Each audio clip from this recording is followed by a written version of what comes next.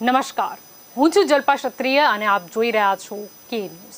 વિશ્વમાં power house ગણાતા ચીનમાં વીજળીનું સંકટ ઘેરું બન્યું છે, ત્યારે ભારતમાં પણ થર્મલ પાવર સ્ટેશનો કોલસાની અછત સામે ઝઝૂમી રહ્યા છે। કેન્દ્રીય ઉર્જા મંત્રાલયના આંકડાના આધારે નિષ્ણાંતોએ ચેતવણી આપી છે કે ભારતમાં પણ ચીન જેવું વીજળીનું સંકટ પેદા થઈ શકે છે।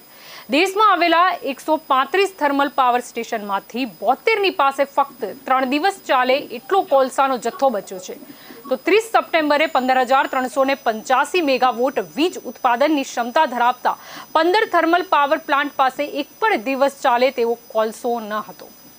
સરકારી આંકડા અનુસાર જોઈએ તો કોરોના મહામારીથી પહેલા ઓગસ્ટ-સપ્ટેમ્બર 2019માં ભારતમાં રોજ વીજળીની 10,660 કરોડ યુનિટની જરૂર પડતી હતી અને હવે ઓગસ્ટ-સપ્ટેમ્બર 2021માં આ વધીને 14,420 કરોડ યુનિટ થઈ ગઈ છે, એટલે કે 2 વર્ષમાં કોલસાની જરૂરિયાત 18% વધી ચૂકી છે। મીડિયા રિપોર્ટમાં એમ પણ કહેવામાં આવી રહ્યું છે કે 50માંથી 4 પાવર પ્લાન્ટ પાસે 10 દિવસ અને 13 પાવર પ્લાન્ટ પાસે માત્ર 10 દિવસથી થોડો વધુ સમયનો ઉપયોગનો કોલસો બચ્યો છે। કેન્દ્ર સરકારે કોલસાના ભંડારણની સમીક્ષા માટે કોલસા મંત્રાલયના નેતૃત્વમાં સમિતિ બનાવી છે અને આ ટીમ તેની ઉપર નજર રાખી રહી છે। બીજી તરફ દેશમાં જોવા જઈએ તો કોલસા સંકટનું આકલન ઓગસ્ટમાં જ સામે આવી ચૂક્યું હતું। 1 ઓગસ્ટે પણ માત્ર 13 દિવસનો જ કોલસો ભંડાર બચ્યો હતો, ત્યારે થર્મલ પાવર પ્લાન્ટ આ કમીના કારણે પ્રભાવિત થયા હતા અને જેના કારણે ઓગસ્ટના અંતિમ અઠવાડિયામાં વીજળી ઉત્પાદન 13,000 મેગાવોટ ઘટી ગયું હતું। કુલ 135 થર્મલ પાવર સ્ટેશનમાંથી 104 થર્મલ પાવર પ્લાન્ટ પાસે ફક્ત એક સપ્તાહ ચાલે એટલો કોલસો છે। 89.5 ગીગાવોટ ઉત્પાદન ક્ષમતા ધરાવતા 72 પ્લાન્ટ પાસે ફક્ત 3 દિવસ ચાલે એટલો કોલસો છે। કેન્દ્ર સરકારની ગાઈડલાઈન પ્રમાણે દરેક થર્મલ પાવર પ્લાન્ટે 14 દિવસ ચાલે એટલો કોલસાનો જથ્થો અનામત રાખવો પડે છે। ઉર્જા મંત્રાલય વીજળીની માંગ પહોંચી વળવા માટે થર્મલ પાવર પ્લાન્ટ પૂરતી ક્ષમતા સાથે કામ કરતા રહે તે સુનિશ્ચિત કરવાના પ્રયાસમાં છે। સરકારે કોલસાનો ઓછો જથ્થો ધરાવતા થર્મલ પ્લાન્ટને અન્યત્રથી કોલસો જથ્થો ડાયવર્ટ કરવા માટે કહ્યું છે। ભારતમાં વીજળીનું ઉત્પાદન થાય છે અને તેમાંથી 70% વીજળી કોલસામાંથી પેદા થાય છે। કોરોના વાયરસની બીજી લહેર બાદ ભારતના ઉદ્યોગોમાં વીજળીની માંગ વધી છે અને બીજી બાજુ કોલસાની આંતરરાષ્ટ્રીય કિંમતોમાં ભારે વધારો થતા કોલસો આયાત કરતા વીજ મથકોએ કોલસાની આયાત બંધ કરી દેતા વીજળીના ઉત્પાદનમાં ઘટાડો જોવા મળ્યો છે। જો કે ભારતમાં કોલસાની કિંમત મોટાભાગે કોલ ઇન્ડિયા નક્કી કરે છે અને છેલ્લા 1 વર્ષમાં તેણે કોલસાની કિંમતમાં વધારો કર્યો નથી, કારણ કે કોલસાની કિંમતમાં વધારો કરવાથી વીજળી મોંઘી થાય અને તેથી લોકોમાં રોષ વ્યાપે એ રાજકીય નેતાઓને પરવડે તેમ નથી।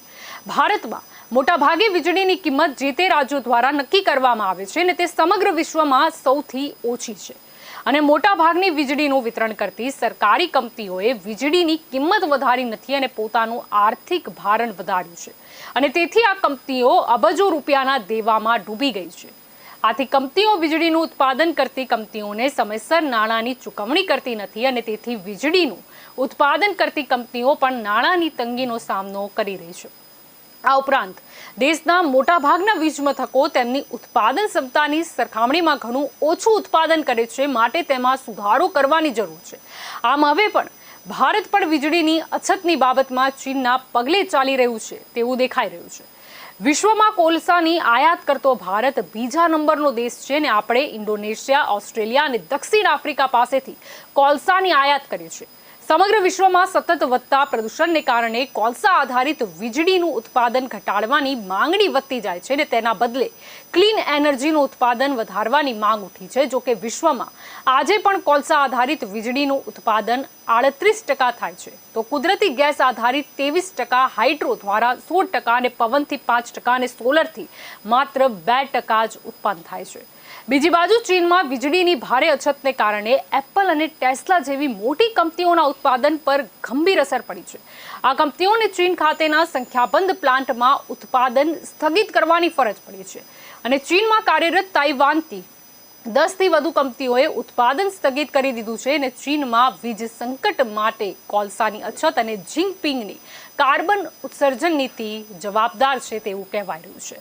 હવે આપણો આજનો આ જ ચર્ચાનો વિષય છે કે હવે ચીન બાદ વિશ્વ અને સમગ્ર રાષ્ટ્રની જો આપણે વાત કરીએ આપણા દેશ ઉપર ક્યાંક ને ક્યાંક અંધકારના વાદળ છવાયેલા છે તેવું દેખાઈ રહ્યું છે. તો આપણી સાથે આ ચર્ચામાં જોડાઈ ચૂક્યા છે રાજકીય વિશ્લેષક જ્યોતિ અમીન આપણી સાથે જોડાયા છે. ભાજપ તરફથી સંજીવ પંચોલી આપણી સાથે જોડાઈ ગયા છે. પ્રકાશ કાપડિયા જેઓ રાજકીય વિશ્લેષક છે તેઓ પણ આપણી સાથે જોડાયા છે. આ બધાનું સ્વાગત છે કે ન્યૂઝમાં. આપણાથી શરૂઆત કરવા માંગીશ જ્યોતિબેન, શું કહેવા માંગશો? જો આપણે ચીનની વાત કરીએ તો ચીન ઉપર જે વીજ સંકટ આવ્યું હતું તેનાથી તો આપણે અજાણ નથી, પરંતુ હવે ભારત ઉપર પણ ખતરો મંડરાઈ રહ્યો છે. શું લાગે છે આવનારા દિવસમાં શું પરિસ્થિતિ રહેશે? ભારતમાં પણ ઓગસ્ટથી ચેતવણી તો આપવામાં આવી જ રહી હતી કે વીજ સંકટ ઘેરાઈ રહ્યું છે, કોલસો ઓછો થઈ રહ્યો છે અને એ દિશામાં પ્રયત્ન કરવામાં પણ આવેલા છે. હવે કોલસા મંત્રાલય અત્યારે જે કોલ ઇન્ડિયા પાછળ એ કરી છે, હવે એની અંદર જો હું છણાવટ કરું તો કોલ ઇન્ડિયા આખો કંટ્રોલ કરે છે. હવે કોલસા દરેક રાજ્યમાં જે સપ્લાય કરવામાં ઘણી રાજ્ય સરકારો એવી છે કે જેમણે કોલ ઇન્ડિયાને ચૂકવણી નથી કરી, એટલે પણ કોલ ઇન્ડિયાએ સપ્લાય એમનો ઘટાડી દીધો છે.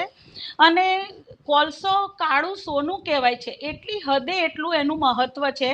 અને ગમે તે દેશની આર્થિક સ્થિતિનો નિર્ભરતા કોલસા ઉપર પણ હોય છે. કારણ કે જેવી રીતે એક પેટ્રોલ અને ડીઝલના ભાવ સાથે સંકળાયેલ હોય છે આર્થિક પરિસ્થિતિ, એવી જ રીતે કોલસા સાથે સંકળાયેલી હોય છે. અને એટલે જ દરેક વખતે કોલસા માટે થઈને અંદર કાફી માફિયાગીરી પણ ચાલતી હોય છે. હવે હું આ બધી વાતને રાજકીય રીતે નહીં લઉં, હું આની છણાવટ વૈજ્ઞાનિક અને સૈદ્ધાંતિક ઢબે કહેવા માંગીશ. કારણ કે જ્યારે આપણું શરીરની અંદરની ક્રિયાઓથી લઈને બહારનું દિનચર્યા ગણો, સંસારનો દરેક જે કામ ચાલે છે એની પાછળ ઉર્જા જોઈએ, અને એ ઉર્જાના સ્ત્રોત લિમિટેડ છે. એટલે એક છે પેટ્રોલ અને એક છે કોલસો. એટલે આ બે વસ્તુ, જ્યારે કોલસો તો હતો પહેલાં લાકડામાંથી બનાવવામાં આવતો હતો અને પેટ્રોલનું નહોતું, ત્યારે સદીઓ પહેલાં ઉર્જાના સ્ત્રોત હતા લાકડું અને તેલ. એ બે વસ્તુથી, અને આપણું જીવન બહુ સાદું હતું, મનુષ્ય જીવન, એટલે એટલું ચાલતું હતું. એના પછી ઇલેક્ટ્રિસિટીની શોધ થઈ, અને ઇલેક્ટ્રિસિટીની શોધ થઈ એ પછી આખી મનુષ્યોની લાઈફસ્ટાઈલ બદલાઈ ગઈ. અને ધીરે ધીરે આજે દરેક વસ્તુ ઇલેક્ટ્રિસિટી વગર આપણે કલ્પના ના કરી શકીએ એટલી હદે આપણે નિર્ભર થઈ ગયા છે. હવે ઇલેક્ટ્રિસિટીની જે ઉત્પાદન હોય છે એ તમે પહેલાં કહી જ દીધું કે કોલસો આધારિત હોય છે, હાઇડ્રો આધારિત હોય છે, સોલર અને વિન્ડ પાવર, એ અત્યારે 4 છે. વર્ષોથી ઉર્જાનો એવા સ્ત્રોતની શોધમાં વૈજ્ઞાનિકો લાગેલા જ છે કે જે સતત મળતો રહે. કારણ કે પેટ્રોલ અને કોલસો બે વસ્તુના ભંડાર લિમિટેડ છે અને એ વહેલા મોડા પૂરા થઈ જશે. એ વર્ષોથી વૈજ્ઞાનિકો જાણે છે કે 2050 આવતા એ ભંડાર, આપણો જે રીતે ઉપયોગ વધી રહ્યો છે, આપણી જનસંખ્યા વધી રહી છે, સાધનો વધી રહ્યા છે, એ જોતા આ ભંડાર ધીરે ધીરે અને હવે બહુ ઝડપથી ઓછા થશે. તો એના પર્યાય માટે બીજા ઉર્જાના સ્ત્રોત શોધવા પડે. અને એના માટે હવે સોલર અને વિન્ડ એ કુદરતી છે, જે નાશ નથી પામવાના, પણ હજી એના માટે જે મશીનરી જોઈએ એ પાવરને ઇલેક્ટ્રિસિટી પાવરમાં કન્વર્ટ કરવા માટે એ હજી પ્રોફિટેબલ લેવલ સુધી નથી પહોંચી. એટલે હજી નફાકારક સ્થિતિ સુધી નથી પહોંચી. એટલે ઘાટ કરતાં ઘડામણ મોંઘું, એ રીતે એ મોંઘું પડે છે. હજી પણ એ દિશામાં પ્રયત્નો ચાલુ છે વૈજ્ઞાનિકોના. આપણે આશા રાખીએ કે થોડા સમયમાં આ પ્રોફિટેબલ થઈ જાય. સોલર તો હવે ખાસું બધું સબસિડી લઈને લોકો ઘરે ઘરે બનાવતા થયા છે. પણ આ એનર્જીની વાત રહી, એટલે ગમે ત્યારે, અચ્છા હવે જે આ કોલસો છે, તો અત્યારે ઘણી બધી પરિસ્થિતિઓ જવાબદાર છે. એક તો છે કે વરસાદને લીધે આમ પણ દેખીતી રીતે એનું ઉત્પાદન ઓછું જ થતું હોય. એટલે અને આ જે કોરોનાનો ગાળો ગયો, અનલોક હતું જે દરમિયાન, તે દરમિયાન બધું ઠપ હતું. અને એક કેવું હોય કે તે વખતે માંગ ચાલુ હોય, લોકોની જરૂરિયાતો તો ચાલુ જ હોય, પણ જે ઉત્પાદન બંધ હતા અને જરૂરિયાતો ચાલુ હતી, એટલે જે વચ્ચે સ્ટોક હોય ને એ વપરાતો હતો દરેક વસ્તુમાં. હવે જેવું સ્ટોક વપરાઈ ગયો, આ બાજુ અનલોક થયું, એક સાથે બધું ચાલુ થઈ ગયું. એટલે હવે કેવું છે કે એકદમ જ ડિમાન્ડ વધી. હવે એકદમ ડિમાન્ડ વધે એટલે પ્રોડક્શન ઓછું પડે. કોઈ પણ વસ્તુનું. અને એને લીધે પણ એક આ કારણ છે કે વીજ કટોકટી થવાની આરે આવીને ઊભી રહી છે. જલ્પા. જી બિલકુલ. સંજીવભાઈ, આપની તરફ આવવા માંગીશ. દેશમાં મોટા ભાગના વીજ મથકોની જો વાત કરીએ તો તેમની ઉત્પાદન ક્ષમતાની સરખામણીમાં ઘણું ઓછું ઉત્પાદન કરી રહ્યા છે. સરકાર શું સુધારો કરવા માટે પગલાં ઉઠાવશે? જેમ બેન આપે હમણાં તો ટૂંકમાં જ વિષય ઘણી બધી રીતે ચર્ચાઈ ગયો. આમ જોવા જઈએ તો આપશ્રીએ પ્રિયમ્બલમાં ઘણી બધી રાજકીય વિશ્લેષક જ્યોતિબેને પણ ખૂબ સવિસ્તર અને સમજાવ્યું કે કોલસાના શું પ્રોબ્લેમ્સ છે. હવે આ પેલું સપ્લાય અને ડિમાન્ડ આની જે એક લિંક છે, એકચ્યુઅલી તો હિન્દુસ્તાન 70% જરૂરિયાતનો કોલસો ઉત્પાદિત કરે છે. પરંતુ આપણે હમણાં જાણ્યું એ મુજબ કે કોરોનાનો કાળ હતો અને ઇન્ડસ્ટ્રીઝ થોડી ઘણી બંધ હતી, પણ મહદ અંશે કોલસાનો જે વપરાશ હતો એ ચાલુ હતો અને કોરોનાનો કાળ હોવાના કારણે કોલસાનું ઉત્પાદન ઓછું હતું. એટલે આપણી પાસે જે સ્ટોરેજ હતું એ સ્ટોરેજ પર આપણે નિર્ભર હતા. અને ત્યાર પછી આજે આ વખતે આખા દેશમાં વરસાદ ખૂબ થયો, મોન્સૂન ખૂબ થયું. એટલે મોન્સૂન થવાના કારણે જે કોલસો ખાણમાંથી નીકળવો જોઈએ એ કોલસો, પર્યાપ્ત કોલસો આપણે કાઢી શક્યા નહીં. અને બીજી બાજુ કે આપણી પાસે સ્ટોરેજ પણ ન કરી શક્યા, કારણ કે જે સ્ટોરેજ બેસીસ હતી તેમાં મીનવાઇલ વચ્ચે રિલાયન્સ દ્વારા ઇન્ડોનેશિયાથી કોલસો લાવવામાં આવ્યો અને ત્યાં સ્ટોરેજ કરવામાં આવ્યો, જેથી તે સ્ટોરેજ પણ ન કરી શક્યા. એટલે હવે પરિસ્થિતિ એવી છે કે હમણાં જ કોલ ઇન્ડિયા સાથે, જેમ આપણે કહ્યું એમ કોલસા મંત્રાલયે વાત કરી, હિન્દુસ્તાનનો એન્ટરપ્રાઇઝ છે કોલ ઇન્ડિયા. એટલે કોલ ઇન્ડિયા પર જ હવે બધું નિર્ભર છે. એટલે કોલ ઇન્ડિયાના પંકજ નિયતિએ એવું કહ્યું છે, કોલ ઇન્ડિયાના જે એમડી છે, કે આપણે એ દિશામાં હવે કોલસાનું વધુ ઉત્પાદન થાય એ દિશામાં હજુ 2 મહિના લાગી શકે એમ છે. કારણ કે હજુ મોન્સૂનનું સત્ર પૂરું થયું નથી, પણ હવે ધીરે ધીરે આ ઓક્ટોબર માસ છે અને આપણે બધા જાણીએ છીએ એમ કે દરેક જે ઋતુ છે એ 1 મહિનો એક્સટેન્ડ થઈ છે. પહેલા નવેમ્બર મહિનાથી કે ઓક્ટોબરના 15 તારીખથી શિયાળો શરૂ થતો હતો. હવે એ શિયાળો નવેમ્બરની એન્ડથી શરૂ થાય છે, એટલે 15 નવેમ્બર પછી શરૂ થાય છે એમ. તો બધા જ જે ક્ષેત્રો છે એ 1 મહિનો પાછળ ગયા છે. એટલે મોન્સૂન પણ આખા દેશમાં 1 મહિનો મોડું ગયું છે, જેના કારણે કોરોના હોવાનું, પછી આ મોન્સૂન, આ બંનેમાં આમ કહેવાય તો નેચરલી આપણે ઊંઘતા ઝડપાયા છે 2 રીતે. એક તો કોરોનામાં કોલસો કાઢવા માટે માણસો ન હતા અને પછી મોન્સૂન થયું. એટલે પરિસ્થિતિ સપ્લાય ડિમાન્ડની જળવાઈ નથી. પણ પંકજ નિયતિએ કહ્યું છે કે આવનારા દિવસોમાં આ બધું ક્લિયર થતા એટલીસ્ટ 1.5 મહિનો થશે અને આપણે બધું સમસૂત્ર ઉતરી જશે. પરંતુ આ સંજોગોને જોતા આપણે એવું કહે છે કે વીજળીથી ચલાવતા વાહનો તો વીજળી પણ કોલસાથી જ ઉત્પન્ન થાય છે, વીજળી પણ ગેસથી જ ઉત્પન્ન થાય છે. તો વધુ ને વધુ સોલાર એનર્જી પર વિશ્વએ અને હિન્દુસ્તાને માંડવી જોઈએ, એવું આ પ્રસંગે મારું નિવેદન છે. જી પ્રકાશભાઈ, આપની તરફ આવવા માંગીશ. દેશમાં વીજળીનો વપરાશ છે તે દિવસે ને દિવસે વધી રહ્યો છે, પરંતુ તેનું ઉત્પાદન વધારવા માટે હવે સરકાર હોય કે કોઈ બી ખાનગી ક્ષેત્ર હોય અને પગલાં તો લેવા પડશે. શું લાગે છે, શું કરવું જોઈએ? એવું છે જલ્પાબેન, જે આ લોકોનું ઉત્પાદન ક્ષમતા છે કોલસાની, એ યુનિટોમાં જે ઉત્પાદન ક્ષમતા છે આપણે કહ્યું કે ઘટાડી દીધી છે. એમાં ઘટાડી નથી, પણ 20% જ આવે છે ઉત્પાદન ક્ષમતા.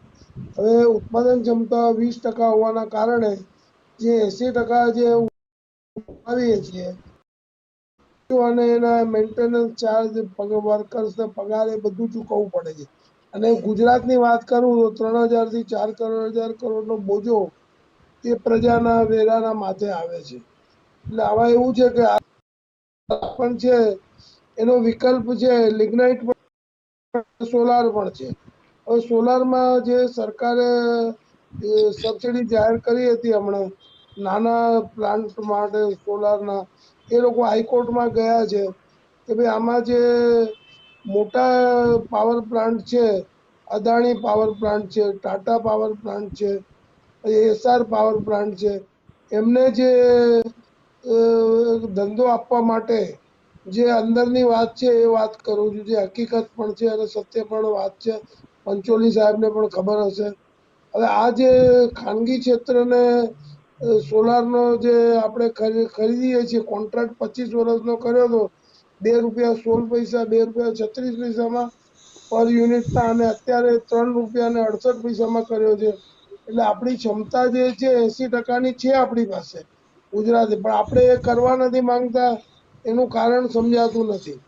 પણ આ જે વૈશ્વિક જે આવ્યું છે કે ચાઇનામાં, એ દરેક દેશની રાજકીય પરિસ્થિતિ ઉપર આધાર રાખે છે. પણ એક વસ્તુ છે કે ખાનગી ક્ષેત્ર અને સરકાર પાસે જે પ્લાન્ટ છે એમાં ઉત્પાદન ક્ષમતા જે છે પૂરેપૂરી વધારવી જોઈએ એવું મારું માનવું છે. પણ ક્ષમતા અત્યારે 20% છે, અને એના કારણે જે આ લિગ્નાઇટ છે, લિગ્નાઇટના પ્લાન્ટ પણ વધારવા જોઈએ, પણ એ નથી વધારતા. લિગ્નાઇટ છે બહુ સસ્તું પડે છે, એટલે વિકલ્પ તો શોધવો પડશે કોલસાનો. અને વિકલ્પ સોલાર છે, અને આ છે સોલારનું ઉત્પાદન આપણે ત્યાં ઉર્જા જે છે, સૂર્ય શક્તિ છે, એ કુદરતી સંપત્તિ છે, અને ભારત દેશમાં કુદરતી સંપત્તિ આપણને મળે છે. એનો ઉપયોગ કરવામાં શા કારણે વિલંબ થાય છે, અથવા એનું ઉત્પાદન ક્ષમતા કેમ ઓછી રાખી છે, એમાં ખાનગી કંપનીઓ વધારે કમાય છે અને સરકારી કંપનીઓને નુકસાન પડે છે. એ પરિસ્થિતિમાંથી બહાર નીકળવું હું માનું છું કે એ જરૂરી છે, અને એમાંથી નીકળીશું તો જ આપણે આપણી વિકાસની પ્રગતિને બધી કરી શકીશું. અને આ જે ખાનગી કંપનીઓ છે એમને આડકતરો લાભ કરવા માટે આ થઈ રહ્યું હોય એવું ઇન્ટરનલ પોઝિશન આ હકીકત છે. આપણા ગુજરાતની વાત કરીએ કે દેશની વાત કરીએ, છત્તીસગઢ, બિહારમાં આનું ઉત્પાદન વધારે છે. પણ ગુજરાતમાં જે અત્યારે જે છેલ્લા કોન્ટ્રાક્ટ થયા છે ખાનગી કંપનીઓ સાથે, એનો બહુ વિરોધ થયો છે. નાના સોલર પ્લાન્ટ વાળાઓએ કહ્યું છે કે અમને સબસિડી સરકારે જાહેરાત કરી હતી, હમણાં 5 દિવસ પહેલા જ બધું કેન્સલ કરી નાખ્યું સરકારે. એટલે વિશ્વસનીયતા જે છે એ સરકારની ઓછી થઈ જાય એવું આમાં પરિસ્થિતિનું નિર્માણ થયું છે. જલપાબેન. જી જી બિલકુલ. જ્યોતિબેન, આપની તરફ આવવા માંગીશ. અત્યારે આપણે એક ચર્ચાનો વિષય એ પણ છે, જો સોલર ઉર્જાની આપણે વાત કરીએ તો માત્ર 2% જ ઉત્પાદન તેનાથી થાય છે, અને પવનથી વાત કરીએ તો એનાથી 5% જ થાય છે. એટલે ક્યાંક ને ક્યાંક આપણો જે વપરાશ છે એ પવન આપણે યુઝ કરીએ કે સોલર ટેકનોલોજીમાં જોઈએ તો એટલા ઉત્પાદન એમાં થતું નથી જે આપણને જરૂરિયાત છે. અને આના ઉપરથી પ્રશ્ન એ પણ થાય છે કે હવે ક્લીન એનર્જીની જો વાત કરીએ તો એનું ઉત્પાદન વધારવા માટે ભારત સરકારે કઈ નીતિ સૌથી પહેલા તો લાગુ કરવી પડશે? આમાં એવું છે કે વિન્ડ એનર્જી અને સોલર એનર્જી એ બંને, હજી મેં કહ્યું એમ કે એની ટેકનોલોજી હજી પ્રોફિટેબલ લેવલે નથી પહોંચી, એટલે મોંઘું પડે છે. તમે જોયું હશે તો વિન્ડ એનર્જીના જે પેલા મોટા મોટા પાંખિયા હોય છે એ જ મોટા મોટા ટ્રેલરમાં એક એક પાંખિયું જાય છે, એટલે એની ટ્રાન્સપોર્ટેશન, એને લગાવવાની કોસ્ટ, અને 2-2 કરોડનું એક મશીન પડતું હોય તો એ ક્યારે વીજળી એટલી ઉત્પાદન કરી લે કે એની કોસ્ટ રિકવર થાય. ખ્યાલ આવે ને તમને? એટલે એના માટે એને પ્રોફિટેબલ વધારે તો સોલર છે, કારણ કે વિન્ડ એનર્જીની લિમિટ એ છે કે જ્યાં વગર રોકટોકે આવતો હોય પવન, લાઈક દરિયા કિનારે કે પછી કોઈ રણ વિસ્તારમાં, એ ત્યાં જ લગાવી શકાય છે. આખા દેશમાં ભૌગોલિક સ્થિતિ પ્રમાણે બધે નથી વાપરી શકાતી, એટલે એની લિમિટેશન છે. સોલર આપણે ત્યાં કુદરતી રીતે ભગવાનની ઉપરવાળાની કૃપા છે કે ભરપૂર સૂર્યની રોશની છે. પણ આમાં, અને એક બીજો ઓપ્શન હું કહેવાનું ચૂકી ગઈ, એક છે એટોમિક એનર્જી. હવે એટોમિક એનર્જી, કારણ કે આ બધા સ્ત્રોત એવા છે કે જ્યારે ભંડાર, લિગ્નાઇટ કોલસો એ પણ ગમે ત્યારે તો પૂરા થશે જ, પણ ભંડાર ઉપર આપણે નિર્ભર ના રહેવું પડે એવી અને સનાતન સતત ચાલ્યા કરે એવી એનર્જી આ 3 છે. તો એમાંથી એક છે આણ્વિક એનર્જી, જેના આપણે આણ્વિક ઉર્જા એની વાપરીએ, ફિશન અને ફ્યુઝન પ્રક્રિયા આર્ટિફિશિયલી ડેવલપ કરવામાં આવે અને એમાં બહુ પ્રચંડ માત્રામાં એનર્જી રિલીઝ થતી હોય છે. હું એક ન્યુક્લિયર ફિઝિક્સની સ્ટુડન્ટ તરીકે આ ડિટેલ્સ જાણું છું. એટલે એમાં એને આપણે ચેનલાઇઝ કરીએ છીએ, એ જે આપણે એના નખાય છે આણ્વિક મથકો એની અંદર, તો આપણને ઘણી મોટી માત્રામાં વીજળી મળી શકે. પણ એક છે કે એના માટે પૂરતા સુરક્ષાના ઉપાય કરવા પડે, કારણ કે જ્યારે જો એનું વિકિરણ કશીક રીતે જો બહાર નીકળે, રેડિયેશન, તો પછી આજુબાજુ જાનમાલ તો ઠીક, પણ આજુબાજુ પર્યાવરણને ને વાતાવરણને ઘણું રિકવર ના થાય ને એટલું બધું ડેમેજ કરે. એટલે સુરક્ષા ઉપાય હોવા જોઈએ. અને બીજું છે કે એના માટે લોકોને એજ્યુકેશન આપવાની જરૂર છે, કારણ કે સાઉથમાં એક એટોમિક પ્લાન્ટ નખાયો તો આજુબાજુના લોકોએ ઘણો વિરોધ કર્યો હતો. એમને બીક હતી કે જો કશું થયું તો અમે ઝડપાઈશું, પણ એકચ્યુઅલી એમને પહેલા તો એ આપવી પડે ગારંટી કે ભાઈ તમને કશું નહીં થાય, કારણ કે એવા બહુ ઓછા કેસ થાય છે. પણ જો તમે ટકાવારી જુઓ ને તો જે બીજા બધા એક્સિડન્ટ્સ થાય છે એમાં રેડિયેશન લીક થવાના ટકા બહુ ઓછા છે. એટલે લાઈક રેલવે કે પ્લેનના એક્સિડન્ટ જેવું, કે આજે કારમાં જાઓ છો તો સૌથી વધારે અનસેફ છો, પણ એના કરતાં ટ્રેનમાં વધારે સેફ છો ને એના કરતાં પ્લેનમાં વધારે સેફ છો. હા, પ્લેન પડે ત્યારે બધા જ મરી જાય. એટલે એવી જ રીતે આ એટોમિક એનર્જીનું છે કે જો કશું થાય તો બહુ મોટા પાયે હાનિ થાય, પણ એની ટકાવારી બહુ ઓછી છે. એટલે લોકોને એજ્યુકેટ કરીને સરકારે હવે એટોમિક એનર્જી ઉપર ફોકસ કરવું જોઈએ એવું મારું માનવું છે. અને બીજું કે સોલર એનર્જી પર. આપની તરફ આવવા માંગીશ સંજીવભાઈ. પ્રશ્ન એક એ પણ છે કે કોલસાની ચોરી અને વીજળીની ચોરીની જો વાત કરીએ તો એ અટકાવવા માટે સરકારે હવે શું કડક પગલાં ભરવા પડશે?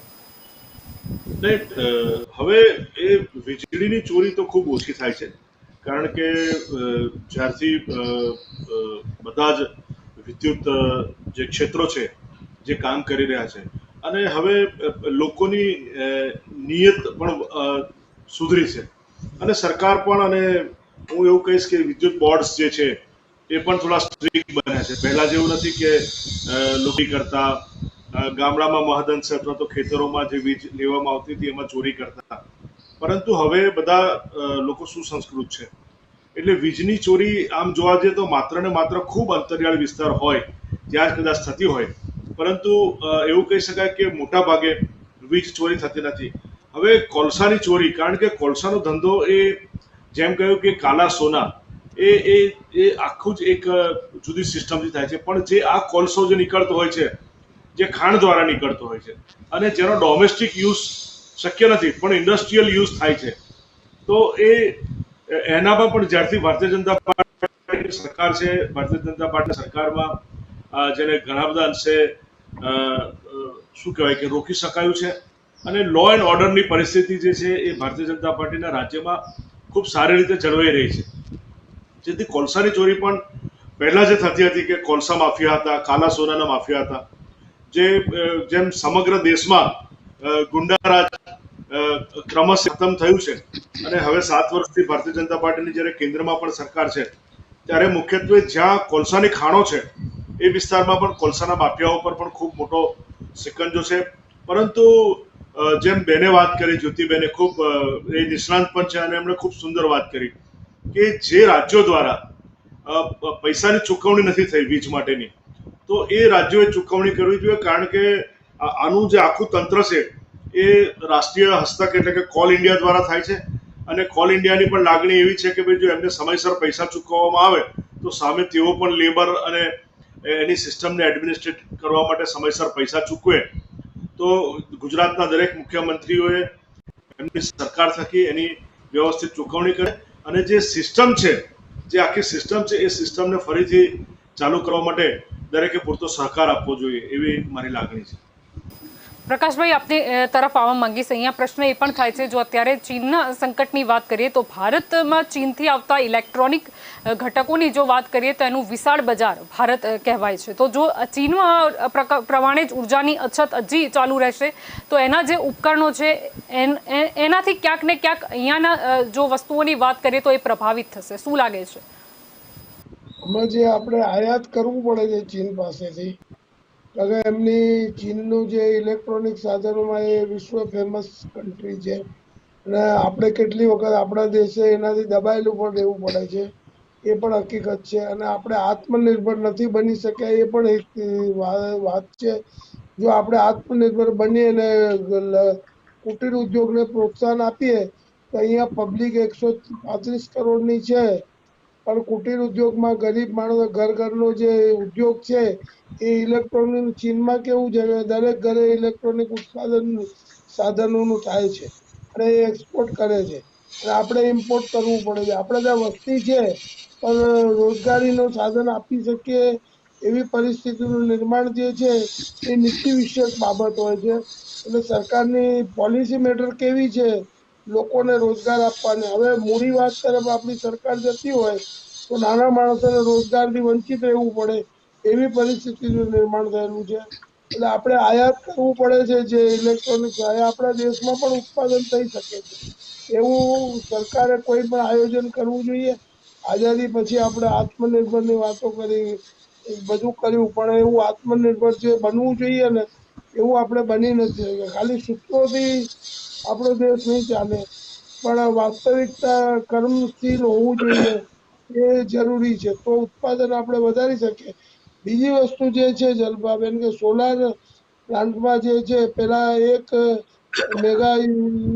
મેગાનો ખર્ચો જે છે એ 8 થી 10 કરોડ આવતો હતો.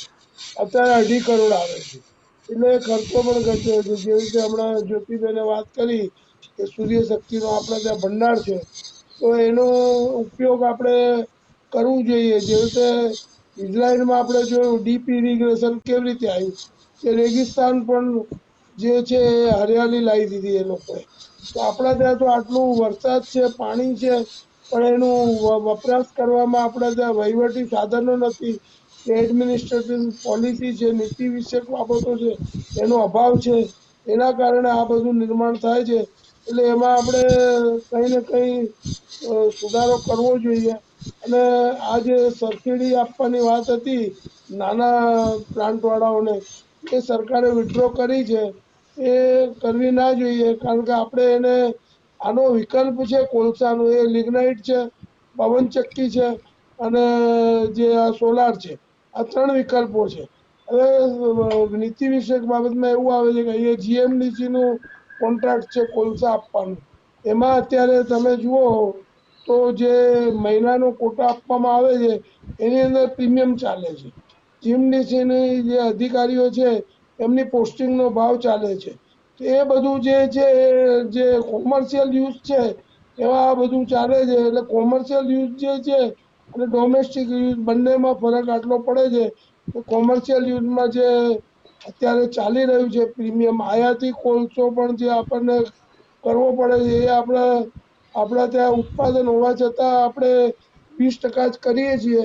એની મર્યાદા સરકારે કઈ પણ નક્કી કરી નથી. પ્રજા તો શું છે કે જે દિશામાં માર્ગ ચીંધે સરકાર એ દિશામાં પ્રજા જાય છે.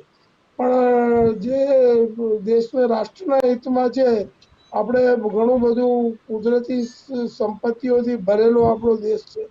ચાહે એગ્રીકલ્ચરમાં ગણો કે ઉર્જા શક્તિમાં ગણો, આપણે કોલસાનો વિકલ્પ તરીકે સોલરને જે 2% આપણે લાભ લઈએ છીએ એનાથી વધારે લેવું જોઈએ. અને પ્રાઇવેટ કંપનીઓ જે થી આપણે જે વીજળી ખરીદીએ છીએ એ વીજળી ખરીદવાનું પ્રાઇવેટ કંપનીઓથી સરકારે બંધ કરવું જોઈએ. અને સરકારને પોતાના યુનિટ હોવા છતાં એ બેરોજગારોને રોજગારી મળે અને ઉત્પાદન પણ વધશે, આવો નિર્ણય લેવો જોઈએ પ્રજાના હિતમાં. In public interest, in interest of justice, એ મારું કેવું છે જનતા. જી બિલકુલ. જ્યોતિબેન આપની તરફ આવવા માંગીશ. ચીનની જો વાત કરીએ તો દુનિયાભરની ફેક્ટરીઓ માટે જે કાચો માલ હોય છે એ ચીન જ પૂરો પાડતો હોય છે. ખાસ કરીને જો આપણે ઇલેક્ટ્રોનિક જોઈએ, દવાઓ જોઈએ, પ્લાસ્ટિક પ્રોડક્ટ જોઈએ, કાર જોઈએ, ઓટોમોબાઈલ જોઈએ, શું લાગે છે આના માટે હવે સમગ્ર વિશ્વ ઉપર તો આની અસર દેખાશે, તે ક્યાંક ને ક્યાંક મોંઘવારીમાં પણ વધારો થવાની શક્યતા છે? હું બિલકુલ સહેમત છું તમારી સાથે જલ્પાબેન, કારણ કે ચીનને દુનિયાની ફેક્ટરી કહેવાય છે. કારણ કે કોઈ વસ્તુ એવી નથી કે જે ચીન નથી બનાવતું. એટલે ખરેખર ખરા અર્થમાં આપણે કહીએ તો આપણે ચીન ઉપર નિર્ભર છીએ, ચીન આપણા પર નિર્ભર નથી. એટલે ભલે એમ કે આપણો દુશ્મન દેશ કહેવાય, પણ દુશ્મનની જો અમુક સારી વસ્તુ હોય તો આપણે એમાંથી કંઈક શીખવું જોઈએ એવું મને લાગતું હોય છે. ખાસ શીખવા જેવી બાબત છે એક પ્રોફેશનલિઝમ અને શિસ્ત, ડિસિપ્લિન. એનો આપણા દેશમાં સદંતર અભાવ છે. આપણે ત્યાં તમે ફેક્ટરી માલિકોની સાથે વાત કરો એટલે ખ્યાલ આવશે કે આપણા લેબરમાં પ્રોફેશનલિઝમ ને શિસ્ત બિલકુલ નથી. ગમે ત્યારે આવવું, ગમે ત્યારે નીકળી જવું, કયા વગર રજા પાડી દેવી. એટલે આમાં ફેક્ટરી માલિકો ઘણું બધું કરવા માંગતા હોય ને છતાંય ત્યાં એમની લિમિટ આવી જતી હોય છે. અને એને કારણ ઉત્પાદન ક્ષમતા પર પણ ફેર પડે છે અને ભાવ પણ વધી જાય, કારણ કે આજે કોઈ પણ ફેક્ટરીની કેપેસિટી આજે 100 ટન માલ બનાવવાની હોય પણ આ લેબર પ્રોબ્લેમને લીધે 80 ટન બનાવી શકે. હવે એના ખર્ચા તો એટલા જ છે, એટલે 20 ટનની ઘટ છે ને એટલો ભાવ વધારો થાય. આ એક સીધું ગણિત છે. એટલે એના બાબતે અચ્છા, તમે આજે વિદેશોમાં જાઓ કશે પણ, મેં જોયું છે, હું અમેરિકા પણ લગભગ 6 મહિના અહીં 6 મહિના ત્યાં હોઉં છું, ત્યાં આગળ વરસાદ હોય કે ઇવન ગમે એટલો હેવી સ્નોફોલ હોય, ત્યાં આગળ કોઈ દિવસ કોઈ પોસ્ટમેનને હું રેનકોટ પહેરીને પોસ્ટ આપવા આવતા જોતી હોય છું. અને આપણે ત્યાં શું થાય, જરાક વરસાદ થયો, પાણી ભરાયા એટલે કોઈ પણ કામે ન આવે. એટલે આ બધા વસ્તુની પણ અસર થાય. અને જો આપણે ચીનની વાત કરતા હતા, તો જો ચીનમાં આ બધી કટોકટી સર્જાશે તો ચોક્કસપણે તૈયાર માલની અને કાચા માલની અછત સર્જાશે અને એને લીધે દરેક દેશની ઇકોનોમી પર અસર પડશે. કારણ કે એ જે બનાવે છે બીજે નથી બનાવતું. અમેરિકામાં પણ ત્યાંનું લોકો થોડા લેઝી છે એટલા બધા, અને એમની અપેક્ષા વધારે ને કામ ઓછું કરવાનું, ત્યાં એમના જેવા પ્રોબ્લેમ છે, આપણા જેવા પ્રોબ્લેમ છે. પણ જે ચીનમાં એક ડિસિપ્લિન છે કે આટલું એમને ડેડલાઇન આપવામાં આવે અને એ પ્રમાણે એ પ્રોડક્શન થતું હોય, તો ત્યાં આગળ એ લોકો બાજી મારી જાય છે. એટલે અસર તો થવાની જલ્પાબેન.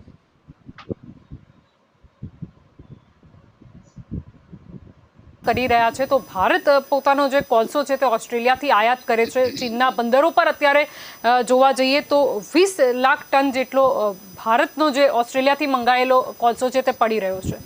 શું લાગે છે અત્યારે જો ચીન સાથે જોઈએ, આપણા સંબંધોમાં પણ ખટાશ આવી ગઈ છે અને ઓસ્ટ્રેલિયા અને ચીનની વાત કરીએ તો એમના સંબંધો પણ સારા નથી, જેથી ચીને ગયા વર્ષે જ નિર્ણય લીધો હતો કે તેને ઓસ્ટ્રેલિયાથી કોલસો નથી ખરીદવું. મને કહી રહ્યા જી બેન, જે વિષય છે એ ચાઇનાએ પણ હમણાં એવું ડિક્લેર કર્યું છે કે હવે અમે કોલસો ક્યાંથી મંગાવીશું નહીં, અમે કોલસા માટે આત્મનિર્ભર થઈશું. કારણ કે કોલસા ઉત્પન્ન કરનારા દેશોમાં હિન્દુસ્તાન, ચાઇના, ઓસ્ટ્રેલિયા, ઇન્ડોનેશિયા અને દક્ષિણ આફ્રિકા મુખ્યત્વે છે. બાકીના દેશોમાં કોલસાનો જથ્થો એક્સપોર્ટ થાય એટલી માત્રામાં મળતો નથી. હવે ભારતનું જે પોપ્યુલેશન છે એ ડેન્સ છે અને વિશ્વમાં સૌથી ડેન્સ પોપ્યુલેશન જો કોઈ દેશમાં ધરાવતું હોય તો એ ભારત હવે પહેલા ક્રમે છે. કારણ કે આપણી પર સ્ક્વેર ફીટ એરિયાની સામે આપણી જે વસ્તી છે એ ચાઇના કરતાં પણ અત્યારે વધારે છે. એટલે સ્વાભાવિક રીતે કે વીજળીનો વપરાશ પણ આપણે ત્યાં વધારે હોય અને દરેક વસ્તુનો વપરાશ આપણે ત્યાં વધારે હોય.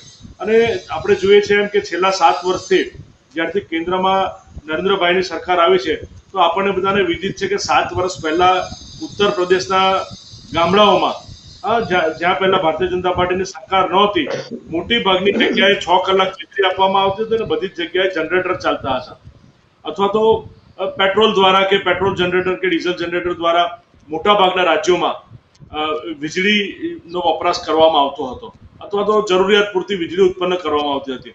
હવે જ્યારે આખા દેશમાં વીજળીનું માળખું ગોઠવાયું છે ત્યારે ફરી સપ્લાય એન્ડ ડિમાન્ડની જે પરિસ્થિતિ છે એ આ વખતે ખાસ કરીને મેં અગાઉ પણ કહ્યું કે કોરોનાના કારણે આપણે એનું પ્રોડક્શન ન કરી શક્યા, કામદારો કામે ન આવ્યા અને ત્યારબાદ મોન્સૂનની સિઝન આ વખતે ખૂબ મોટી ચાલી, લાંબી ચાલી. આ બંને કારણો કારણભૂત છે અને પંકજ નિયતિએ કોલ ઇન્ડિયાને કહ્યું છે કે બધું સમૂહ સૂત્ર ઉતરતા 1.5 વર્ષ લાગશે અને 1.5 મહિનો લાગશે. તો આ જે સપ્લાય એન્ડ ડિમાન્ડની જે ચેન છે એ ચેન આ વખતે કુદરતી આફતોના કારણે આપણે કરી શક્યા નથી. પરંતુ ભારતે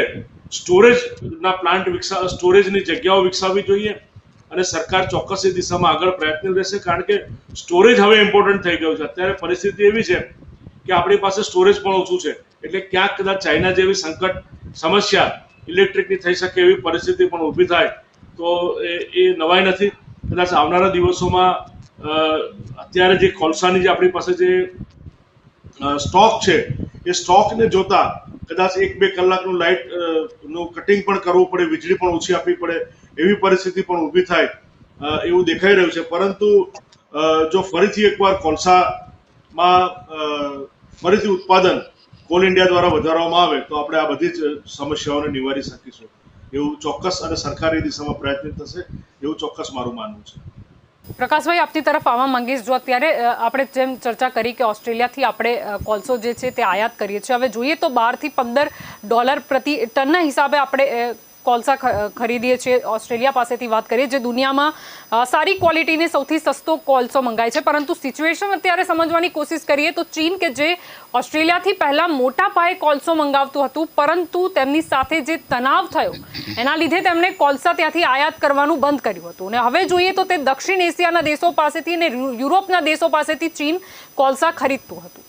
હવે એ લોકો જે દેશ પાસેથી ચાઇના ખરીદતું હતું, એ લોકો પોતે પણ આ સંકટનો સામનો કરી રહ્યા છે, ને એ પણ ઓસ્ટ્રેલિયાથી જ કોલસાની ખરીદી કરી રહ્યા છે. એટલે ક્યાંક ને ક્યાંક હવે શક્યતા એ પણ છે કે ચલો કોલસાનું આપણે ઉત્પાદન તો કઈ રીતે વધારીશું કે કઈ રીતે, પરંતુ જે આયાત કરીએ છીએ એમાં એની કિંમત બી છે, એમાં વધારો તો થશે. આયાત કરવાનું જે કોલસાની જે અત્યારે જે છે એ આયાતી કોલસો પણ મોંઘું પડે છે અહીંયાના ભારતના ઉદ્યોગોને, નાના ઉદ્યોગોને કે બીજી રીતે. પણ એ આયાત કરેલો કોલસો જે છે એ આ લોકોએ ઇમ્પોર્ટ કરવાની વાત ના કરવી જોઈએ, અને મોંઘા ભાવે અત્યારે થાય છે. એટલે કોલસાની જગ્યાએ સરકારે કે આપણા દેશે કે ચાઇના પણ હું માનું છું ત્યાં સુધી વિકલ્પ શોધ્યો જ હશે. એ વસ્તુ નક્કી છે કે કોલસા ઉપર એને બીજી રીતે કંઈ પણ ટેકનોલોજીનો વિકાસ કર્યો હશે, અને એ ટેકનોલોજીના કારણે એનું આયાત કરવાનું. એ ચીન એવો છે કે ચીન એકદમ કનિંગ દેશ છે. ભલે જે રીતે જ્યોતિબેને વાત કરી કે આપણો દુશ્મન દેશ છે કે ગમે તે હોય, પણ આપણે એનાથી બિઝનેસ રિલેશન રાખવું પડે છે. એ આપણા દેશની મજબૂરી છે. આજે પાકિસ્તાન સામે આપણે આટલું બધું લડી શકીએ છીએ, બોલી શકીએ છીએ, પણ ચીન સામે નથી બોલી શકતા. અને ચીન એવો છે કે કોઈ પણ દેશને સામે ટક્કર ઝીલે એવો દેશ છે. એટલે ઓસ્ટ્રેલિયાથી ભલે એને આયાત ઓછું કર્યું કે ગમે તે કર્યું, ઇન્ટરનલ એને કોઈને કોઈ શોધી રાખ્યું છે. કોલસો કરવો પડે આપણે. ઓસ્ટ્રેલિયાના સંબંધોને એની જે વૈશ્વિક સંબંધોને કારણે ચીન અત્યારે લગભગ આત્મનિર્ભર કહીએ એવું બની ગયું છે. અને એની પોલિસી મેટર છે દેશની, અને એમાં આપણે કંઈ કરી કેવું કે કરવું એ પણ નથી. પણ આપણે એનાથી કંઈ શીખવું જોઈએ. આપણા દેશે પણ આવું કંઈ ટેકનોલોજીનો ઇન્ટરનલ અને રાષ્ટ્ર સેવા જે દરેક નાગરિકમાં હોવી જોઈએ. જેવી રીતે અહીંયા લોકોમાં કામ કરવાની વૃત્તિ અથવા રોજગારીની ઉજળી તકો નથી, એટલે ઉત્પાદન ક્ષમતા દરેક જગ્યાએ આપણા ત્યાં ઓછી છે. ચાહે ખેડૂતો હોય કે બીજા હોય, તો એ જે રીતે રોજગારીની તકો ઉજળી કરવા માટે જે લોકો કામે લાગેલા હોય, તો આપણે, હું માનું છું આપણો દેશ એટલો બધો સરસ છે. સોને કી ચિડિયા કો કે ગમે તે કો, આપણને કોઈ પણ વસ્તુ આયાત કરવાની જરૂરિયાત ઓછી પડે એવો આપણા દેશમાં કુદરતી રીતે બધી સંપત્તિઓનો જે વિકાસ થયેલો છે. અને કુદરતી સંપત્તિઓ જે મફત મળે છે, હવા, પાણી, ઉર્જા કે જે પણ વસ્તુ જોડે શક્તિ છે, એ આપણને કુદરતે આપેલી જ છે આપણા દેશને. એનો મિસયુઝ થાય છે કે આપણે સદુપયોગ નથી કરી શકતા. એ સબ્જેક્ટ ઇન્વેસ્ટિગેશનનો છે. એનો ઉપયોગ કરવો જોઈએ, જેથી આપણો દેશનો વિકાસ થાય. અને આયાત ઉપર આપણું નિર્ભર રહીશું તો આપણી કરન્સી વીક થશે, અને મોંઘી વસ્તુ આ કરીશું એનાથી પણ આપણી આર્થિક સ્થિતિ નબળી પડશે. એટલે ચીન તો એવું ઈચ્છે છે કે ભારત જે છે એનો વિકાસ ના થવો જોઈએ, કે આપણે અત્યારે સ્પર્ધામાં ચીનની સામે આપણો ભારત દેશ મજબૂત દેશ છે, એની સ્પર્ધાને ટક્કર કરી શકે એવો છે. એટલે એ લોકો ચીન તો એવું વિચારતો જ હોય કે ભારતનો વિકાસ કેવી રીતે અટકે. પણ આપણે હવે શું કરવું એ આપણી સરકારોએ, આપણા રાષ્ટ્રના પ્રજાએ અને એમને વિચારીને કંઈક ને કંઈક પગલાં લેવા જોઈએ, જેથી આયાતી આપણા ત્યાં ઓછી થાય અને નિકાસ થશે તો આપણા દેશની કરન્સી જે છે અત્યારે અવમૂલ્યન ઓછું જે થઈ રહ્યું છે, રૂપિયાનું અવમૂલ્યન થઈ રહ્યું છે, એનું પ્રમાણ ઘટાડવું જોઈએ, જેથી મોંઘવારી પણ ઘટશે. અને આના કારણે મોંઘવારી પર સીધી ઇફેક્ટ આવશે, એવું મારું માનવું છે. જનતાને જ્યોતિબેન, આપની તરફ આવવા માંગીશ. જેમ આપણે જોઈએ છે કે પેટ્રોલ ડીઝલની કિંમતમાં વધારો થાય છે, તે સાથે દરેક ચીજ વસ્તુઓની કિંમતમાં વધારો થતો હોય છે. હવે આપણે વાત કરીએ ફેક્ટરીઓની, અને અત્યારે જો ઇલેક્ટ્રિસિટી વગર કોઈ પણ વસ્તુની કલ્પના કરીએ તો એ કદાચ ક્યાંક ને ક્યાંક અશક્ય બની જાય છે. શું લાગે છે કે આ જો વીજની આપણે જે રીતે વાત કરી રહ્યા છે, સંકટ આવી રહ્યું છે, ક્યાંક ને ક્યાંક જો વીજ કાપ પણ મૂકવામાં આવશે તો એની સીધી અસર પ્રોડક્શન પર પણ પડશે અને એની સીધી અસર છે ક્યાંક ને ક્યાંક વસ્તુની પ્રાઇસ ઉપર પણ પડશે. શું લાગે છે કેટલું જનતાએ હજી બેર કરવું પડશે? જનતાએ તો હવે ખાસું બેર કરવા તૈયાર રહેવાનું જ છે, કારણ કે પેટ્રોલ ડીઝલના ભાવ તો વધતા જ જાય છે, ઓછા થવાનું નામ નથી લઈ રહ્યા. અને કોલસો તો આયાત કરવો જ પડશે, કારણ કે જો આપણે ત્યાં સ્ટોક ના હોય તો હાલ ફિલહાલ મંગાવ્યા સિવાય બીજો કોઈ ઉપાય જ નથી. હવે સરકાર પાસે એટલી આશા રખાય કે કમસે કમ પેટ્રોલ ડીઝલ ઉપર 250% ટેક્સ નાખ્યો છે. સેન્ટ્રલ ગવર્મેન્ટની વાત કરું છું, સ્ટેટનું તો જુદું છે. તો એમાં એટલીસ્ટ એ એમના ભાગનો ટેક્સ ઓછો કરે અને કાં તો કોલસા ઉપર ના નાખે, થોડીક પ્રજાને રાહત આપવા, તો પછી એમાં ફેર પડે. બીજું કે જો વીજ કાપ કરવામાં આવે ને તો હું તમને જરા દૂરોગામી અસર બતાવું કે બંધ થાય ફેક્ટરીઓ તો આજે કોઈ પણ ચાલુ પ્રોડક્શન 2 દિવસ માટે બંધ થાય એટલે જ્યારે પ્રોડક્શન હાઉસને એક લિમિટથી વધારે પોસાય ના તો એ કારીગરોની છંટણી શરૂ થાય, કારણ કે પ્રોડક્શન ઓછું હોય, વેચાણ ઓછું થાય એટલે ભાવ તો વધે પણ સાથે પ્રોફિટ ઓછું થાય ઇન્ડસ્ટ્રીયલિસ્ટનું. એટલે પછી જાહેર છે કે કામદારોમાં છટણી થવા માંડે. એટલે બે રીતે તલવાર વેરાય કે ભાવ વધે અને બેરોજગારી પણ વધે સાથે સાથે. એટલે એ ઉપાય કરાય નહીં. અને આ આપણા ચીનમાં શું છે કે આજે ત્યાં રાજકીય જીદ છે કે ભાઈ ઓસ્ટ્રેલિયા સાથે સંબંધ સારો નથી એટલે હું નહીં મંગાવું, પણ ત્યાં સામ્યવાદ છે અને સરમુખત્યારશાહી ચાલે છે. એટલે ત્યાંની પ્રજા તો બિચારી હેરાન થઈ જ રહી છે. આજે સ્ટ્રીટ લાઇટ્સ ચાલુ નથી, લાઇટો નથી, બધી રીતે હેરાન થઈ રહી, પણ એમનીથી વિરોધ થાય એ દશા નથી.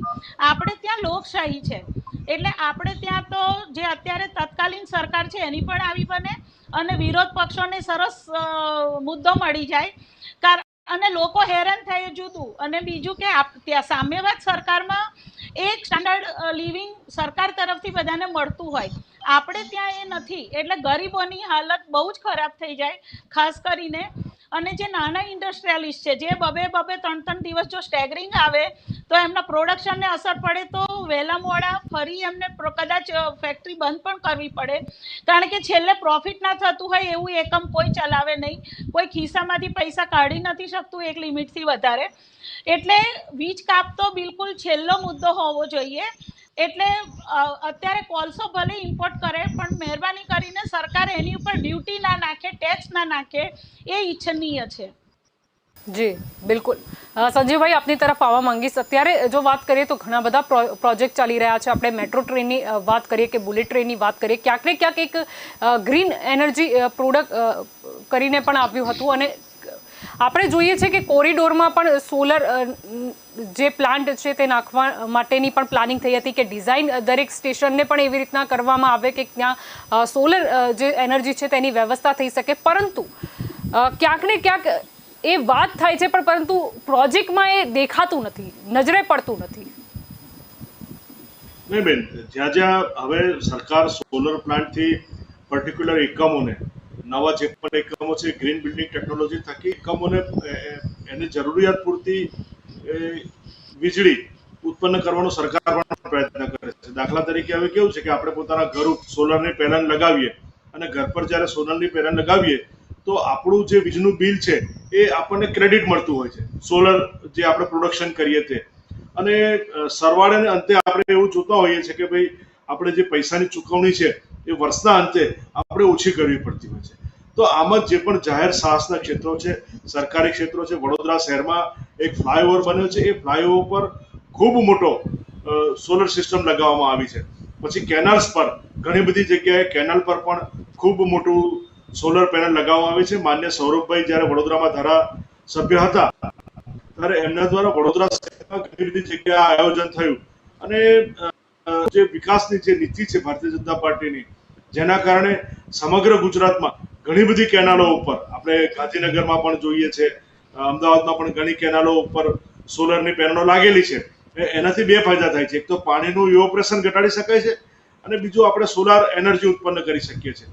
તો સરકાર આમાં વધુ પ્રયત્નશીલ છે, પણ જેમ બેને એમ કહ્યું ને કે હજુ આ બધું સસ્તું થયું નથી, કારણ કે એ એના પ્રોડક્શન કોસ્ટની સામે ખર્ચો વધે છે. તો વધુ ને વધુ આવનારા દિવસોમાં ટેકનોલોજીનો વિકાસ થશે. જેવી રીતે આપણે અત્યારે બેટરીથી સંચાલિત કાર છે, તો બેટરીથી સંચાલિત કાર વીજળીથી ચાલે છે, પણ એની જો આપણે કિંમત જોવા જઈએ તો જે સામાન્ય કાર 8-10 લાખ રૂપિયાની આવતી હોય એ જ ટાટાની બેટરી સંચાલિત ગાડી 13 થી 14 લાખ રૂપિયાની, 15 લાખ રૂપિયાની આવે. તો હવે એમાં કેવી રીતે કોસ્ટ કટિંગ આવનારા દિવસોમાં થઈ શકે? કારણ કે આ શોધ છે, આ એક ઇન્વેન્શન છે. ઇન્વેન્શનમાં ધીરે ધીરે ઇનોવેશન થશે અને ઇનોવેશન થકી આપણે એક સારી માત્રામાં વધુ ને વધુ એનર્જી ઉત્પન્ન કરી શકીશું. કારણ કે હવે એના માટે આપણે છૂટકો નથી.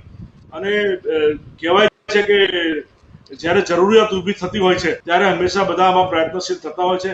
કારણ કે ઇન્વેન્શન એ જરૂરિયાતનું એક મૂળ છે અને ઇનોવેશન એ જ્યારે જરૂરિયાત ઉપયોગી થઈ પડે એના માટે ઇનોવેશન હંમેશા જરૂરી હોય છે. અને ઇનોવેશન એક સતત ચાલતી પ્રક્રિયા છે.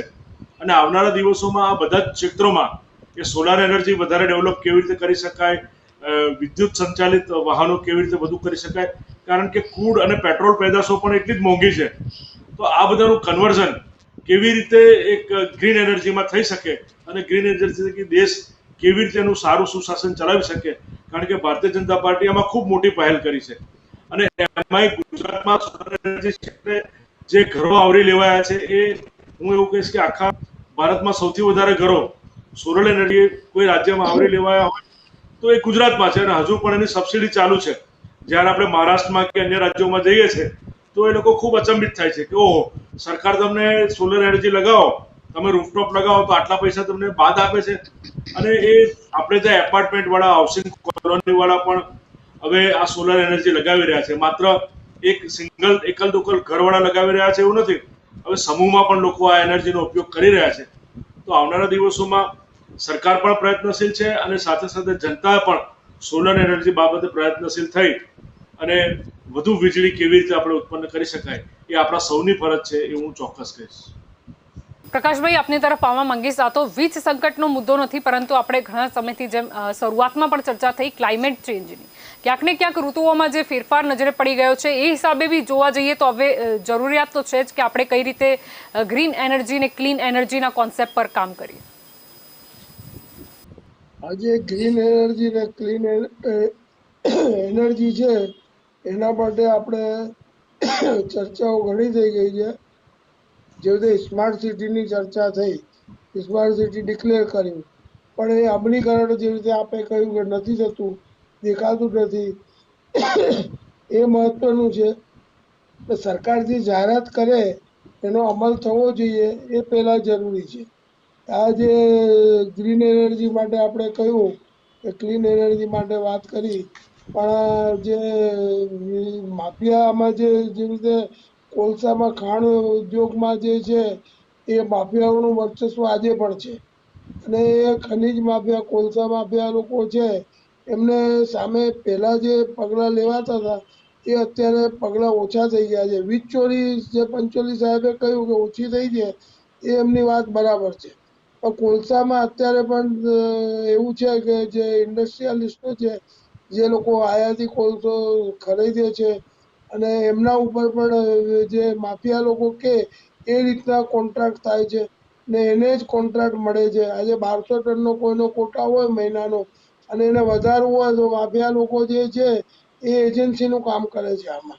એટલે સરકારે આમાં એલર્ટ થવાની જરૂર છે કે જે મૂડીવાદ હોય કે માફિયાવાદ હોય કે કોર્પોરેટ સેક્ટર હોય, એના કરતાં જે નાના લોકોને જે છે નાના પ્રોજેક્ટ સોલરના છે એનો વિકાસ થવો જોઈએ. સબસિડી જે છે એ સદંતર બંધ કરી દેવામાં આવી છે. મેં પંચોલી સાહેબને એક રિક્વેસ્ટ કરીશ કે સબસિડી નથી, એ સરકારે જાહેરાત કરી છે અને એનાથી જે ખેડૂતમાં ના સોલરમાં જે લોકો ઇન્વેસ્ટ કર્યું હતું એમને પણ નુકસાન ગયું છે. અને આ રીતે જે સબસિડી બંધ કરવાનો મુદ્દો હાઈકોર્ટમાં સબ જ્યુડિશિયલ છે અત્યારે, ગુજરાત હાઈકોર્ટમાં. એટલે એ જે સબસિડી બંધ કરી છે એનાથી પ્રજાને આપણે સોલરનું 2% જ કહ્યું છે જનપાબેન કે આપણે 2% જ છે. હવે એને વધારવા માટે આપણે કેવી રીતે વધારવા માટે આપણે ખાનગી કંપનીઓથી સોલરના ભાવ નક્કી કરીએ છીએ અને અત્યારે એટલા ઊંચા ભાવ નક્કી કર્યા છે કે સરકાર જ ખાનગી કંપનીઓને પ્રોત્સાહન આપતી હોય કે મૂડીવાદને પ્રોત્સાહન આપતી હોય એ ના થવું જોઈએ કે 5 ઇન્ડસ્ટ્રીઓ પાવર પ્રોજેક્ટની હોય એનાથી આપણે ખરીદવી પડે એના કરતાં સરકાર પોતે ઉત્પાદન કરે અને એ આપણી જોડે સંપત્તિ જેમાં 2% રહે છે એ ના રહેવું જોઈએ, એનું વધીને 50% 60%માં આપણે રૂપાંતર કરી શકીએ છીએ. તો એ દિશામાં સરકાર, પ્રજા અને વહીવટી તંત્ર, આઈએસ બી અધિકારીઓનું વલણ, રાજકીય નેતાઓનું વલણ એ બધું સંયુક્તપણે નિર્ણય કરીને આગળ વધવું જોઈએ એવું મારું અભિપ્રાય છે જલપાબેન, કે તો જ આપણો વિકાસ થશે ને આપણે જે સરકાર જાહેરાત કરે છે એનું અમલીકરણ થશે, એ નિશ્ચિત વાત છે. જ્યોતિબેન, આપની તરફ આવવા માંગીશ. અહીંયા વાત જ્યારે આપણે કરી રહ્યા છે ક્લાઇમેટ ચેન્જની, ત્યારે પ્રશ્ન એ પણ થાય છે કે પોલ્યુશન એના માટે જવાબદાર છે. અમુક જે આપણે ઇન્ડસ્ટ્રીની પણ વાત કરીએ જ્યાંથી વધારેમાં વધારે માત્રામાં આપણે જોઈએ ઘણી વખત પાણી દૂષિત કરવામાં આવતું હોય છે, આપણે હવામાં જે રીતે જોઈએ એ રીતે ત્યાં પણ એર પોલ્યુશન પણ એટલું જ ફેલાવવામાં આવતું હોય છે. લાલ આંખ જો ખરેખર એમાં પણ કરી દે તો ઘણો ફાયદો થઈ જાય. વીજ સંકટની જ્યારે વાત કરી રહ્યા છે જેમ એ બહુ વધારે પ્રમાણમાં અફેક્ટ કરી જાય છે દરેક લોકોને, તેમજ એમ ક્લાઇમેટ ચેન્જ છે ને જો એના મૂળ સુધી જઈએ તો પોલ્યુશન આવી જાય છે. હા, એ બરાબર છે કે ક્લાઇમેટ ચેન્જ અને પોલ્યુશન એ બધું એકબીજા સાથે સંકળાયેલું છે, પણ કોલસાના ઉત્પાદન અને ઇલેક્ટ્રિસિટીના ઉત્પાદન સાથે હું એનું સાથે કશું જોડાણ જોતી નથી, કારણ કે કોલસો જમીનમાંથી નીકળે છે. એટલે હા, અત્યારે ઇલેક્ટ્રિસિટીનો વપરાશ એટલો બધો વધ્યો છે કારણ કે આજે તમે જુઓ છેલ્લા 10 વર્ષમાં એકદમ હરણફાળ ભરાઈ છે ટેકનોલોજી વિશે. આજે આપણે જે મોબાઈલ વાપરીએ છીએ કે લેપટોપ વાપરીએ છીએ એ બધામાં છેલ્લે ઇલેક્ટ્રિસિટી જ વપરાય છે, એના ચાર્જિંગમાં, એના વપરાશ માટે થઈને. એટલે ઇલેક્ટ્રિસિટીનો આપણે ઘરના રસોડામાં એટલા બધા એપ્લાયન્સીસ આવી ગયા છે કે આ એસી ગણો, કુલર ગણો, એટલે હવે અને બધા સુખી થયા છે. પહેલાના કરતાં જીવન ધોરણ થોડું ઉપર આવ્યું છે, એટલે આજે મધ્યમ વર્ગના લોકો પાસે પણ બધા સાધન છે, પણ સરવાળે થયું શું કે એના લીધે ઇલેક્ટ્રિસિટીનો વપરાશ અતિશય વધી ગયો. એટલે હવે હું ઇલેક્ટ્રિસિટી બલ્બ ઉત્પાદન કરતી કંપનીઓને કોમ્પ્લિમેન્ટ આપવા માંગીશ કે એ લોકોએ એમની સતત રિસર્ચ ચાલુ રાખ્યું છે અને એવા બલ્બ બનાવ્યા છે કે જે એટલી જ લાઇટ આપવા માટે ઓછી ઉર્જા વાપરે છે. એટલે હવે આપણે જે એપ્લાયન્સીસ બનાવે છે ઇલેક્ટ્રિકલ, એ કંપનીઓ તરફ પણ નજર નાખવી પડે કે ભાઈ તમે લોકો પણ એવું કંઈક રિસર્ચ કરો કે ઓછા કન્ઝ્યુમ્શનમાં જ એટલું રિઝલ્ટ મળે તો કદાચ વપરાશ લિમિટમાં રહે, કારણ કે જનસંખ્યા વધે છે, સાધનોનું વેચાણ વધે છે અને આપણે એને વિકાસનો માપદંડ પણ કહીએ છીએ. તો એ વિકાસ વધારવો હોય તો સામે ઇલેક્ટ્રિસિટીનો વપરાશ વધારવો પડે. હવે જો પોલ્યુશનનું મૂળ ત્યાં આવે છે, એકચ્યુઅલી પોલ્યુશનને લીધે કોલસો ઓછો નથી, પણ આ કોલસાનો વપરાશ વધ્યો, કારણ કે આજે પણ 40% વીજળી આપણી કોલસાથી ઉત્પન્ન થાય છે. તો એને લીધે કોલસો પડે એટલે કાર્બન ડાયોક્સાઇડ હવામાં જાય જ છે. એટલે એને તો વપરાશ લિમિટેડ કરવાની જરૂર છે, પણ એના માટે બીજા પહેલા વિકલ્પો વધારવા પડે, પછી એનો વપરાશ ઓછો કરાય. કારણ કે સીધું જો કોલસાને બંધ કરી દો અને બીજા વિકલ્પ ના હોય તો પછી આવી કટોકટી આવીને ઊભી રહે. જલપાબેન. જી બિલકુલ. તો ચર્ચાનું ચક્રવાતમાં આપ બધા મારી સાથે જોડાયા તે બદલ આપનો આભાર. તો ચર્ચાનું ચક્રવાતમાં આજનો આપણો મુદ્દો હતો કે વિશ્વ અને રાષ્ટ્ર પર અંધકારના વાદળ તોડાઈ રહ્યા છે. આપણે જોયું હતું કે ચીનમાં જે રીતે વીજ સંકટ આવી પડ્યું છે, જો એની મોટી કંપનીઓની વાત કરીએ તો ત્યાં પ્રોડક્શન પણ બંધ છે, કારણ કે ત્યાં ઇલેક્ટ્રિસિટી નથી, વીજળી નથી. એના કારણે આપણે જોયું છે કે ત્યાં સ્ટ્રીટ લાઇટ પણ બંધ છે. આપણે જો બિઝનેસ બિલ્ડિંગની વાત કરીએ ત્યાં લિફ્ટ બંધ છે. ઘણી બધી ત્યાં લોકો જે છે તે વીજળીની સમસ્યાથી પીડાઈ રહ્યા છે, પરંતુ ક્યાંક ને ક્યાંક હવે એની અસર ભારત સુધી પણ પહોંચી છે. જેમ વાત કરવામાં આવી કે જો ભારતની વાત કરીએ તો આપણે પણ કોલસો આયાત કરીએ છીએ ઓસ્ટ્રેલિયાથી. આપણે સૌથી સસ્તો સારી ક્વોલિટીનો કોલસો ઓસ્ટ્રેલિયાથી આયાત કરીએ છીએ, પરંતુ પ્રશ્ન એ થાય છે કે જ્યારે હવે ચીન તરફથી પણ આ સંકટ આવ્યું છે અને હવે ભારતમાં પણ એ સંકટ આવી ગયું છે, કારણ કે ઓસ્ટ્રેલિયાથી આપણે જે આયાત કર્યું હતું એ ક્યાંક ને ક્યાંક ચીનના બંદર પર એ કોલસો પડી રહ્યો છે. હવે જે પ્રમાણે ડેટા સામે આવ્યો હતું, રિપોર્ટ આવ્યું હતું ને અત્યારે તો એક જે કમિટી છે તેનું પણ ગઠન થયું છે કે જે નજર રાખી રહી છે કે વીજ ઉત્પાદન છે એ કેટલું પ્રમાણમાં છે, કેટલા દિવસ ચાલે એટલો પુરવઠો છે. પરંતુ મુદ્દો આની સાથે એ પણ આવે છે કે કઈ રીતે આપણે બીજા વિકલ્પ શોધવા પડશે. ફક્ત ને ફક્ત આપણે કોલસા પર ડિપેન્ડ નહીં રહી શકીએ. ક્લાઇમેટ ચેન્જનો મુદ્દો હોય, પોલ્યુશનનો હોય, પરંતુ ક્યાંક ને ક્યાંક દરેકની કડી જે છે તે એકબીજા જોડે મળતી હોય છે. સોલર એનર્જીની જો આપણે વાત કરીએ તો માત્ર 2% જ ઉત્પાદન થાય છે. ક્યાંક ને ક્યાંક એક વધારવાની જરૂર છે. સરકારે પણ એવી નીતિ અપનાવવી પડશે અને સૌથી પહેલા મહત્વનું એ પણ છે કે એની કોસ્ટિંગ કેટલી આવે છે. આપણે અત્યારે પણ જોઈએ છે, જો બેટરીથી સંચાલિત આપણે ગાડીની પણ વાત કરીએ, પરંતુ એની પ્રાઇસ જે લોકોને પરવડે એમ નથી. દરેક વ્યક્તિ એ જ વિચારે છે કે ના, આટલા રૂપિયા તો, જો બચતની વાત કરીએ તો કદાચ પેટ્રોલ ડીઝલની કિંમતમાં વધારો છે, કદાચ ઇલેક્ટ્રિસિટી આપણને એના કરતાં ઓછી પડે, પરંતુ જે પ્રોડક્ટ છે એટલે કે કાર છે એ ખરીદવા માટે જે રૂપિયા જાય છે એનું શું? અને જો સંસાધનની વાત કરીએ, જો ગાડી લઈને લોંગ એમાં નીકળ્યા છે તો ત્યાં ક્યાં ઇલેક્ટ્રિસિટી આપણને પોઈન્ટ મળશે? એટલે સરકારે નિર્ણય લીધો છે કે ચલો સોલર એનર્જી તરફ આગળ વધવું છે.